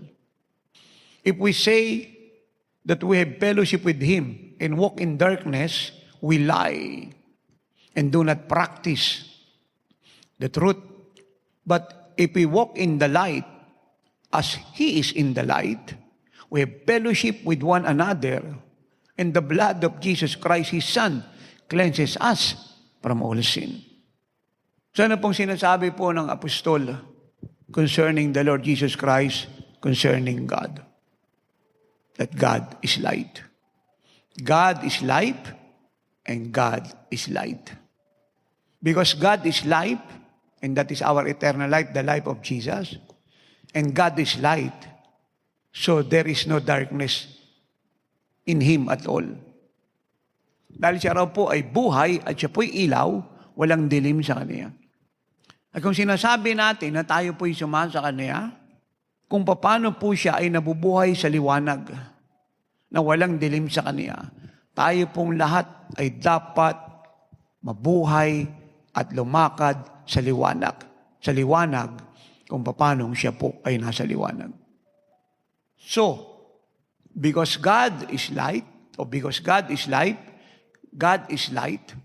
and we are his sons and daughters, we are his children, and we are in him. So dapat tayo po ay mabuhay sa liwanag, lumakad sa liwanag kung paano ang Diyos po ay liwanag at sa kanya ay walang dilim. Ano pong ibig sabihin nun? We must live in the light. We must walk in the light. So dapat nakikita po sa atin yung hindi nakikita sa mga kapatiran sa buong mundo na katotohanan na ang Diyos ay sama sa atin. That's one. Second, yung katotohanan na ang salita niya ay pinamumuhay natin. Third, yung katotohanan na ang gawa niya ay ginagawa natin. Fourth, yung katotohanan na tayo po ay nabubuhay sa pagsunod. Fifth, yung katotohanan tayo po ay nabubuhay sa Kanya. We live for Him, not for self or for anyone, but for Him. That in Him we live and move and have our being. Acts 17:20. At nakikita sa atin ang katotohanan tayo ay nabubuhay kagaya niya. So ang ibig pong sabihin, yung buhay po natin ay transparent. Nakikita sa atin ang righteousness. Nakikita sa atin ang purity, ang holiness. Nakikita sa atin ang integrity. Nakikita sa atin yung buhay at katangian ng Diyos, yung pag-uugali. Yun po ang ibig sabihin nabubuhay sa liwanag. Yung buhay natin transparent. Kung ano yung nature ng Diyos natin, ng Panginoong sumasa sa atin, yun ang kinabubuhay natin. Yun ang nakikita, hindi yung kabaliktaran. Dahil pag ang makikita po sa atin ay kabaliktaran sa buhay ng Espiritu Santo, wala tayo sa ilaw. Tayo po ay nasa dilim. At yun po, ang kontensyon ng tagamundo, yun po akusasyon ng Diablo. At yun po ang ginagamit niyang panira laban sa church para i-shame ang pangalan ng Diyos na hindi mangyayari. But no one can shame the name of God. O siya po ay masishame because we do something. Tayo lang po apektado. Even though his heart is grieved. But God knows how to defend Himself. But we don't know if God will defend us kung tayo po ay wala sa liwanag. At when He will defend us, and where He will defend us, and how He will defend us. There is a lot of question about God defending us. Kasi napakahirap para sa Diyos i-depensa ka pag nasa dilim ka, nasa sin ka. Ang nakakailangan naman na mangyari, nakikita sa atin. Ang katotohanan ng kiniklaim natin, na ang Diyos ay sumasa sa atin, ang salita niya ay pinaniniwalaan natin, at kinabubuhay natin ang utos niya. Then, we are in the light as He is in the light. And we have fellowship with one another.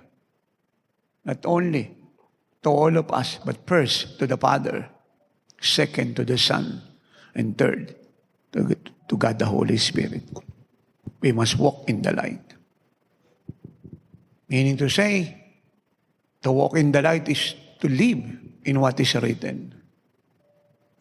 Nakikita po sa atin yung katotohanan ng matuwid, malinis, tama at makatotohanang pamumuhay. Walang nasusumbang ang lying sa bibig natin, exaggeration, perversion. Walang nakikita sa immorality, actual o sa pamamagitan ng adultery of the heart or lust of the eyes and lust of the mind. Wala kang participation sa system ng mundo, maliit o malaki, sa pananamit, sa anyo niya't kulay, sa amoy, at ibang-iba yung buhay mo sa tagamundo. Sa anumang panahon, anumang sitwasyon, anumang pangyayari. Yung buhay po natin ay unique, hindi lang transparent, but one of its kind. So peculiar, so unique. In the book of 1 Peter chapter 2, we read, verse 4, coming to Him, that is our Lord Jesus Christ, coming to Him as to a living stone, rejected indeed by men, but chosen by God, and precious. 5, you also, as living stones, are being built up a spiritual house, a holy priesthood, to offer up spiritual sacrifices acceptable to God through Jesus Christ. Verse 9, but you are a chosen generation, a royal priesthood, a holy nation, His own special people. Underline that word, special people. That you may proclaim the praises of Him who called you out of darkness into His marvelous light. Who once were not a people, but are now the people of God, who had not obtained mercy, but now have obtained mercy. His own special people. Sa ibang translation, peculiar people. Yung salitang peculiar, one of its kind, unique, walang kagaya, walang kaparis, walang katulad. Yan po tayo. Kaya ipakita natin sa buhay natin yung ating pagiging peculiar, yung ating pagiging unique, yung ating pagiging extraordinary, yung ating pagiging special sa mata ng Diyos. Sa paanong paraan, Tatay Apostol? Sa pamamagitan ng pamumuhay na iba, hiwalay, hindi parehas sa pamumuhay ng mga tagamundo at backslider kay Kristo. Anong klaseng pamumuhay, Tatay, yung dapat nating ipamuhay? Then, in the book of 1 John 4:16, I read, and we have known and believed that love that God has for us. God is love. And He who abides in love, abides in God, and God in Him. 17, love has been perfected among us in this, that we may have boldness in the day of judgment, because as He is, so we are in the world. Amen. Anong klaseng buhay ang ating dapat ipamuhay? Yung buhay ng Panginoon. Because in this world, we are like Jesus. Hindi po sa langit, nagaganap yung ating pamumuhay kagaya ng Panginoon dito sa lupa. At ito ay nagsimula pagkatapos nating maligtas. Kaya ganyan kahalaga na may apostol na nagtuturo sa lahat para maunawaan ng lahat ng bisap at pastor na nung naaligtas yung mga kongregasyon na pag-aari ng Diyos, hindi nila pag-aari at wala silang pag-aaring kongregasyon kahit isa, ang Lord ang may-ari lahat, dapat ito'y magsimula ng maging kagaya ng Panginoong Hesukristo. At yan ang dahilan kung bakit binigyan tayo ng mandate, tinayo ako ang ministeryong ito kasi ayaw nila na makarating ang kongregasyon doon kasi hindi nila kayang ituro at wala silang anointing at karanasan patungkol doon. Kaya nagtayo ang Diyos upang yung mga anak niyang niligtas niya, hindi sila naligtas siya at siyang may-ari sa lahat ay matutong maging kagaya ng Panginoon. And we are mandated to do it. And we must be found faithful till the Lord's return, doing the mandate full blast. In this world, we are like Jesus. So anong lasing buhay yung dapat makita sa atin na unique, peculiar, o extraordinary, one of its kind? Buhay ng Lord. Ang buhay ng Lord, ibang-iba sa buhay ng mga Pharisees. Yung sinasabi niya, iba sa sinasabi nila. Yung ugali niya, iba sa ugali nila. Yung teaching niya, iba sa teaching nila. Yung karakter niya, iba sa karakter nila. Yung sincerity niya, integrity, honesty, iba sa ginagawa nila. Kung ano meron sila. It's so unique, it's so peculiar, so different, one of its kind. Yan ang dapat makita sa atin. Dahil kung makikita sa bishop at pastor at sino man sa pipol pababa sa kongregasyon, yung worry sa kanya, yung fear, yung pagnanakaw na ikaputandog, yung worldliness, yung umaapaw na sakit at karamdaman, takot sa COVID, sa buntot ng COVID, ulo ng diablo, pakpak ng diablo at gawa ng demonyo, so wala ka sa light. Huwag po tayong magkamali. Pag ang nakikita sa sino man na anak ng Diyos mula sa 5 foot pababa, ay kabaliktaran sa ginawa ng Panginoon, hear me, wala ka sa liwanag, nasa dilim ka. Pag nag-practice ka ng isang bagay na taliwas sa buhay ng Lord, sa pananamit, sa salita, pagkilos, paggalaw, pag-uugali, sa lahat ng bagay, lumihis ka ng isa, dalawa, o tatlo, at hindi man lahat, pero lumihis ka, wala ka sa liwanag. Kaya nga sinasabi ng Lord na kahit anong nangyari sa'yo, magpatawad ka. Kasi kung hindi ka magpapatawad, wala ka sa liwanag. Naukasan ka, wala kang kasalanan, nagpapatawad ka, so nasa liwanag ka. Hindi ka nagpapatawad, wala ka sa liwanag. Dahil hindi niya nature yun. Hindi niya ugali yun. Galit sila sa'yo, nabubuhay ka sa pag-ibig, nasa liwanag ka. Hindi ka nabubuhay sa pag-ibig, nasaktan ka, wala ka sa liwanag. Maliwanag po ba yan? Ang Lord giver, ikaw hindi, wala ka sa liwanag. Ang Lord generous, magnanakaw ka ng first fruit at offering, wala ka sa liwanag. Ang Lord holy, ikaw ay worldly, wala ka sa liwanag. Ang Diyos malinis sa buhay, hindi nakikiapit sa isip, salita at gawa. Ikaw gumagawa nito, wala ka sa liwanag. Baliwala ang lahat ng grace teaching dito. Wala itong matutulong, wala ka sa liwanag. Ang benefit lang ng grace teaching, pag nagkasala ka, yun, doon pumapasok yung grace, nare-restore ka kasi nagre-repent ka.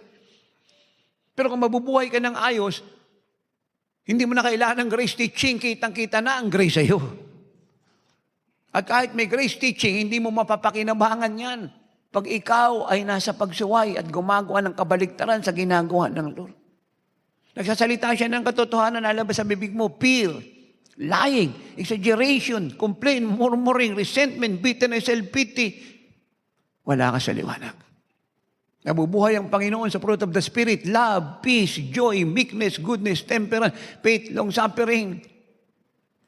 Kaya nabubuhay mo, hatred, resentment, bitterness, unforgiveness, jealousy, pride, vengeance, retaliation. Wala ka sa liwanag.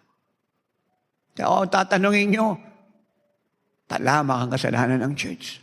Deceive siya ng diablo. O, inuulit ko, malinaw po ito. Pag gumawa tayo ng kabaliktaran sa buhay ng Lord at nasusulat, wala ka sa liwanag kahit anong claim mo, anong turo mo, wala ka sa liwanag. Ano ngayon yung impact nito sa Diyos? Anong impact? You grieve God. You don't glorify God, you grieve God. You offend God, you quench the Holy Spirit. Huwag po natin kakalimutan yan. Dinadala ng bishop at pastor ng kongregasyon sa sarili niya. Wala naman siyang kakayang turuan ito maging kagaya na wala ka sa liwanag. Pinag-aharian mo yung church, si Jesus yung hari ng mga hari. Gusto mo maging Panginoon sa church, siya yung Panginoon ng mga Panginoon, wala ka sa liwanag. Sinasabi mo si Jesus ang manggagamot, patakal ka lang pinagaling, pero ilang hospital na, pinasukan mo, ilang doktor nag-check up sa'yo, wala ka sa liwanag. Even though I'm not saying masama magpa-check up. Hindi po masama magpa-check up, pero mas maganda magpagamot kay Jesus pagkatapos mo ma-check up. Naintindihan niyo ako? Jesus is our shield. Let us walk in the light. Kailangan maging transparent ang buhay ng Lord sa atin. Na kahit sino tumingin sa atin, nasa bahay tayo o wala, saan naman tayo pumunta, kitang-kita ang buhay ng Lord. Kung siya po yung makikita, wag nating payagang makita sa atin. Sa loob ng 1 linggo, 2 araw lang, mula Lunes hanggang Linggo, umaga, tanghali, hapong gabi, makita sa atin ang buhay ng Lord. Wag po pagwal lamang po ng Disyembre, mula Enero hanggang Disyembre, lalo na pagpangit ang nangyari sa mundong ito, lalo nating ipakita ang buhay ng Lord na isama sa atin. Bakit po natatakot ang marami sa nagaganap sa mundo kahit Kristiyano, bishop at pastor? Natatakot sila sa judgment na nagaganap sa mundo at judgment na ibibigay ng Lord sa lahat. Why? Hindi sila bold na kagaya natin. Why? They are not in the light. Why? They are not living like Jesus. They are not living His life. Kaya sila po ay maraming kinakatakutan, inaalala sa mundong ito. But the Bible tells us, 1 John 4:17, love has been perfected among us in this, that we may have been boldness in the day of judgment. So wala po tayong inaalala kung ang nangyari po sa mundong ito ay parang hatol na ng Diyos. Even though hindi po sa Kanya galing yan. Hindi po tayo nag-aalala sa gawa ng dyablo. Why? Because in this world, we are like Jesus. Ang natatakot lang sa nangyayari sa mundo at krisis na ginagawa ng dyablo ay yung wala sa liwanag. Hindi tama ang relasyon sa Diyos. Hindi committed, hindi dedicated, hindi pure, hindi holy, hindi righteous, hindi upright, walang integrity. Mas mahal pa yung pera kaysa sa Diyos. Nag-i-struggle magbigay ng ikaputandong, nakakahiya. Ang Diyos may-ari ng lahat. Meron ka, asawa mo, anak, trabaho mo, negosyo, hininga mo. Lahat ng nasa sa'yo pag-aari ng Diyos, nag-i-struggle ka, pati pag-first fruit. Ito po mga natatakot sa nagaganap sa mundo. Takot pag-usapan yung kamatayan. Takot pag-usapan yung martyrdom. Takot pag-usapan po yung kahirapan, yung krisis. Dahil sila po ay nasa sin. They are not in the light. Pero sa mga living like Jesus people, wala tayong fear sa judgment. Dahil exempted tayo. On the contrary, nung si Jesus po ay nasa mundong ito, siya po ang nag-judge ng lahat ng bagay. He is not judged by men or any man or anyone. He judged their work. According to the word, He preached, declare, teach, and prophesy to them. The word He received from the Father. Pag living like Jesus ka, you fear no one. Immovable ka sa nagaganap sa mundo. Hindi ka nag-aalala sa iniming kakainin, titiran, mapapangasawa, isusuot, pera, material na bagay, ministry, breakthrough, success, negosyo, harvest. Why? Nabubuhay ka sa bukas na langit. God commanded the blessings to you. Not only your needs are all supplied, but God give you the best, unlimited, overflowing needs so you can enjoy your glory days.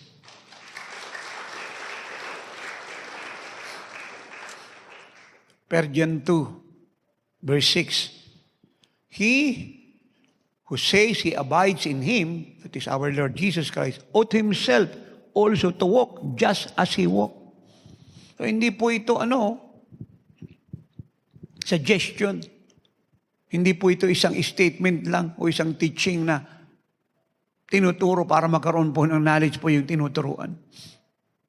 Ito po ay requirement, standard ng Diyos, essential sa sino mang anak ng Diyos. He who says he abides in Christ, also himself also to walk just as Christ walked. Ang sino man daw pong Kristo ay dapat mabuhay kagaya ni Kristo, hindi siya pakiusap. Siya po'y utos, standard ng Diyos, principle. Obligasyon ng sino mang anak ng Diyos mula sa 5-fold pababa sa kongregasyon. Ano man ang pangalan ng denominasyon niya, organisasyong inaaniban, ang sino man daw kay Kristo ay dapat mabuhay kagaya ni Kristo. Dapat. Obligasyon po nating lahat, pribileyo, responsibilidad na mabuhay kagaya ng Panginoon. Hindi to pwedeng i-ignore, utos po ito. Kaya nga siya nagtayo ng Apostol Renato Carrillo para turuan ng church maging kagaya ng Panginoon. Dahil ito po hindi pwedeng i-ignore ng church. May judgment to, may accountability.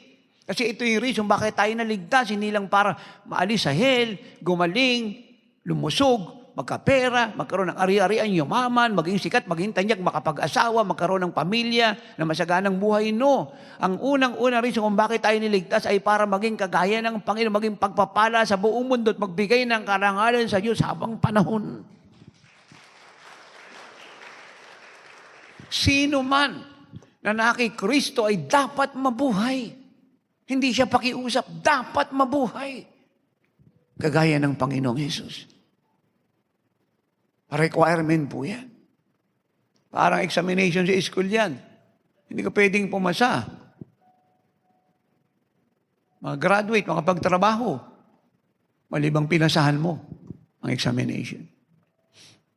Sino mang nakikristo, dapat mabuhay kagaya niya. Dapat. Naunawaan niyo po yung statement na yan. It is a demand from God. A revealed principle of God. A so clear standard of God. Ang sino mang nakikristo, dapat mabuhay kagaya niya. Nahirap bang mabuhay kagaya niya? No?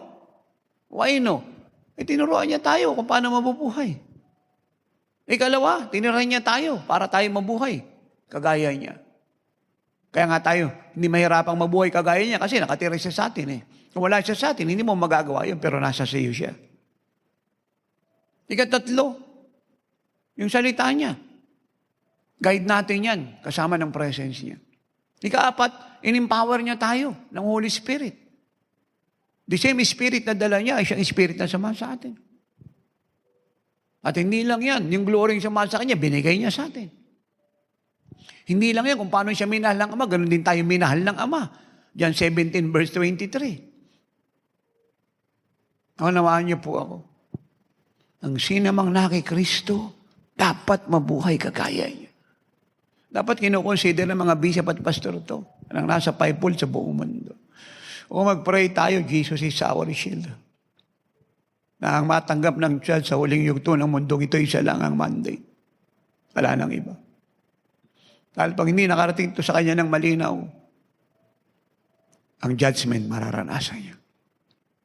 1 Peter 4:17, judgment begin in the house of God. Ang unang-unang nililinis ng Diyos ang church. Nililiglig, binabago, binabalik sa ilaw, sa pagkakaroon ng alat, dahil siya ay mag-iilaw sa mundo at magbibigay ng alat o timpla sa nabubulok na mundong ito. Siya ay magpipreserve dahil siya ay preservative. Kailangan ng pagluha ng Lord at broken heart ay mapalitan ng kagalakan.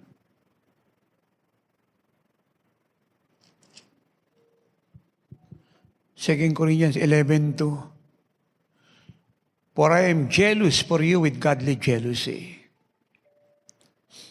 For I have betrothed you to one husband, that I may present you as a chaste virgin to Christ. Bakit po ako puno ng godly jealousy? Ang nakikita ko po na nagtuturo po sa church ay mga bishop at pastor na hindi full-time, hindi mga qualified. Kung sila man po ay full-time, pero hindi nakarating ang tinuturuan sa gusto ng Lord na mangyari. Hindi naabot ang standard ng Diyos. Bakit po ako umiiyak? My heart was broken, weeping, full of godly jealousy. Why? I was mandated na i-present ang church kay Jesus. Ibinitrot ko na ang church kay Jesus. Wala siyang ibang husband, si Jesus lang. At ito ang dahilan kung bakit kahit matigas ang ulo ng church, matigas yung puso niya, stubborn siya, puno siya ng pride, lalo na po yung nasa fivefold at nasa ibang denomination. Wala akong tigil na hinahabol siya. Nagtsatsaga. Ginagawa lahat ng paraan para siya abutin. Nagpapakumbaba.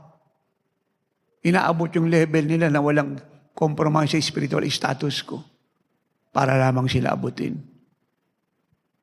And I chase all like a chaste virgin. Dahil you are betrothed to one husband, Jesus Christ. Don't forget, church, everyone in the fivefold. The bride don't belongs to you or to anyone. The bride belongs to Jesus Christ.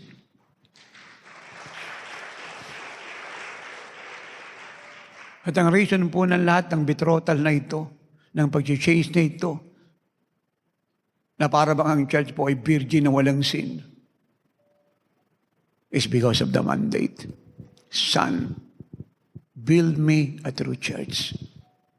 Teach her to love me, to serve me, to worship me, to obey me, and teach her to be like me.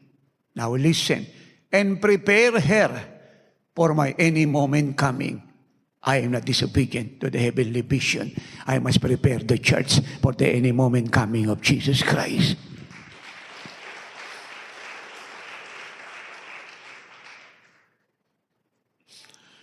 Those who are in Christ must live like Christ.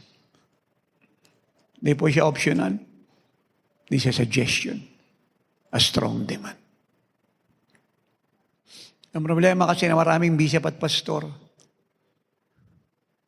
hindi na nga niya na-master yung calling niya bilang bishop at pastor. Ako yung iba naman po yung na-master itong problema, hanggang doon lang siya. Ginawa niya ignorante yung church. At yung iba po, hindi talagang ginawang ignorante lang, dinaya niya. Dinisib niya talaga. Willfully dinisib niya. Para palabasin siya lang ang kailangan. Kaya nga ang iba riyan, ang tawag sa kanya, tatay eh. Wala ako against yun, title lang naman yun. Pero ang talagang tatay, nakareserve sa mga apostol yan. But anyway, maliit na bagay yun. We can ignore that. Kasi kahit anong claim sa mata ng Lord pag hindi naman truth yan wala namang blessing yan. Walang approval ng Diyos. Kaya nagsuffer ang church At ang unang-una nagsuffer, yung kawan. Di bali yung pastor, kasi yung bishop, ambisyoso itong mga to. Iba rito, pera-pera, position, recognition.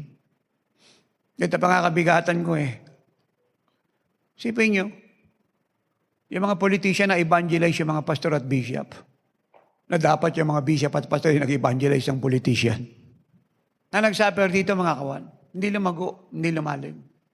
Itong COVID-19 na ito, itong gawa ng diablong talunan na walang pag-asang manalo kahit minsan sa Jesus is our shield. Kalokohan lahat ito Na tinablan yung mga anak ng Diyos, iba nangamatay. Iba nang hirap, sarado churches, baon sa utang, nagtanggalan ng mga pastor kasi walang maisweldo. Ngayon, sarado po malalaking fellowship. Puro lang sila live streaming, puro sila Zoom. Ano po ang pinuprove nito? Isa lang naman church Don't fight for the truth, just listen. Deliver yourself from pride and deception of the devil. Isa lang pinuprove nito Itong nangyaring COVID na to, kung naapektuhan po kayo, pinuprove nito kung sino yung totoong church at yung fake. Pinuprove po nito yung totoong pastor at yung fake na pastor. Pinuprove po nito yung tamang turo at maling turo. Pinuprove po nito yung tamang kongregasyon at fake na kongregasyon at tamang tao, tamang ministeryo kaysa sa fake na tao at fake na ministeryo, fake na leader at totoong leader. Pag naapektuhan po kayo, wala kayo sa katotohanan, nasa dilim kayo. Ang GSI Shield, apektado po kami, hindi nang gawa ng diablo, kundi nang gawa ng Diyos. Apektado kami, hindi ng kahirapan ng mundo, kundi ng kayamanan ng langit at kayamanan ng wicked. Praise God, hallelujah, glory to God. Apektado kami, hindi po ng sakit ng diablo, kundi yung himala ng Diyos para lahat ng may COVID ay pagalingin. At wala kaming pakialam kung may buntot po yung COVID sapagkat para sa amin, mahigit 2,000 taon na nakakalipas, lahat ng karamdaman, pinagaling na ni Kristo. Kaya nga may oras ng himala. Hallelujah! Kaya nga may apostolic people. At kaya ano pang karamdaman ang itapo ng diablo sa mundo, nakahanda kami pagalingin ang lahat na may karamdaman. Araw-araw, oras, mayat maya. Umaga, tanghali, hapong gabi, madaling araw. Call us and we will be there. Let us know where you are and we will come to you. Apektado kayo ng krisis, mali turong tinanggap nyo. Ang GSI Shield, habang lumalaki krisis ng mundo, lalo kami yumayaman ng yumayaman. Lalo kami nagiging glorious, nagiging powerful, nagiging victorious, nagiging mighty. At habang nagdadagdag ang diablo ng buntot na walang kapuluhan, mikrobyo lang yan, bakterya lang ng diablo yan, kami naman ay binubuntotan na dinadagdagan ng biyaya sa lahat ng bahagi ng buhay namin.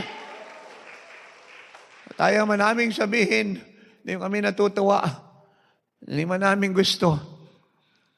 The more na ang mundo'y naghihirap, lalo kaming yumayaman. Bakit nagkaganon? Nasa mundo kayo. Oo, pero hindi kami taga-mundo, taga-langit kami at nandito kami hindi upang maapektuhan ang gawa ng dyablo sa mundo. Nandito kami para mag-function bilang ilaw at asin at preservative at glorious church ng Diyos. At nandito kami para magpalabasin ang Antichrist. Saan siya lilitaw pag wala na kami? Ang sabi ko, saan lang siya lilitaw pag wala na kami sapagkat takot na takot siya sa amin.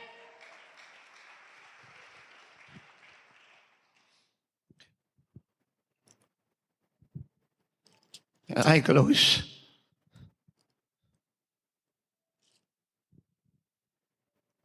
John 2:28. And now, little children, abide in Christ. Why? That when He appears, we may have confidence and not be ashamed before Him at His coming.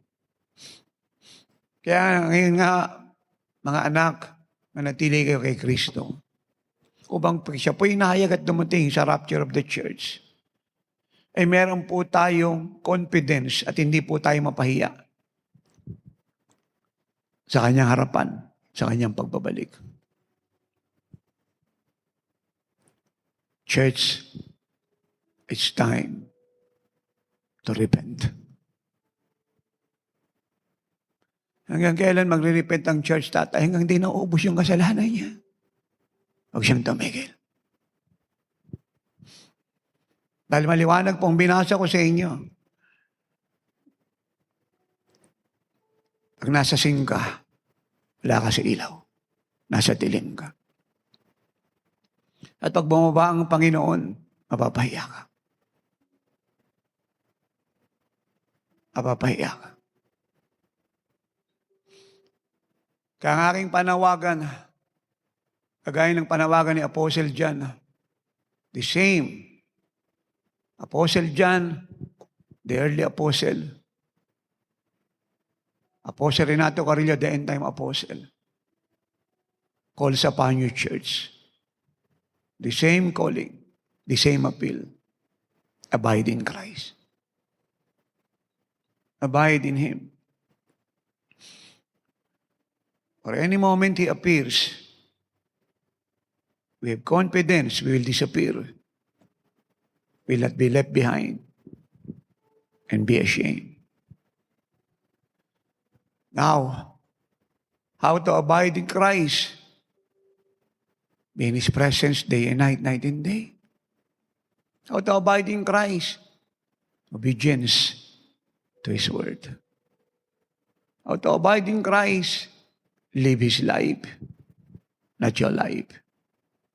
Allow Christ to be the Lord of your life. Allow Jesus to control you. Today, the Holy Spirit moved me to pray 3 words. And I pray. Madaling araw pagising na ako. At anong prayer na gusto ng Holy Spirit pag-pray mo, tatay? I said, Lord, fill me with the fullness of your life. Lord, control my life 100%. Lord, manifest your life through me. And I thank God. He hears me. Thanks for listening to Miracle Hour Podcast. If you are blessed with our program and want to know more about the Lord, like us on our Facebook page at www.facebook.com/JIOSWM and subscribe to Jesus is Our Shield Worldwide Ministries YouTube channel. Our time is running out. Jesus is coming any moment. Apostle Renato D. Carrillo is mandated by God to bring the church to its full potential and to live like Jesus. Have a part in this end-time move of God. Pray, fast, and give to the work of the Lord. To God be all the glory.